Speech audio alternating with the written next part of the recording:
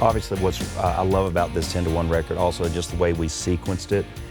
It's in chronological order. So our first #1 record that we re-recorded, No News, I think it went #1 in April of '96. Yeah.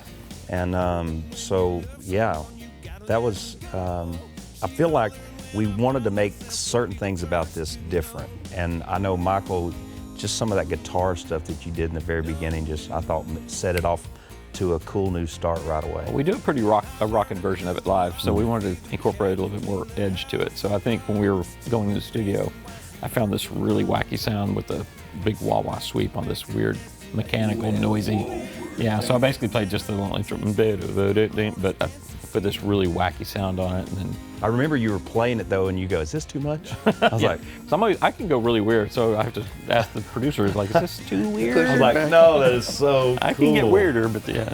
Yeah, I think it just, every song has teeth now. It just seems like it's got that edge you're talking about. And it's the stuff that if we were to record that 25 years ago, 30 years ago, I probably would have been too timid to even turn that on and try that. But was that even invented back then? Probably not. Probably wasn't.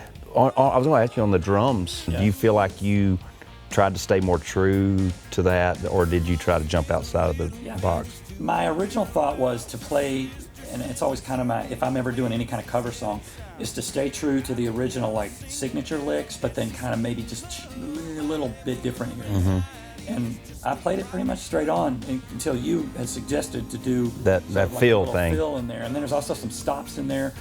So arrangement-wise, we changed it a little bit, but I think from the drum standpoint, I think it was just the sound of the drums sounded not so tight in that '90s country thing. It was more of a, just like you played it more aggressive though. I mean, I loved that. That was one of the things. It's real natural sounding drums, room sounds, over kind of affected. You know, it's really warm sound. And you go with your, crazy weird gorilla sounds. guitar, and you playing so, Keats, you playing so, you just grooved it right. But I think I was trying to match what he was playing. So he was doing that real heavy guitar thing, and I was just trying to kind of stay down there with that. Yeah, and Drew, on singing this thing, you kind of, and I love this about it. So it's a compliment. So don't get all defensive on me here.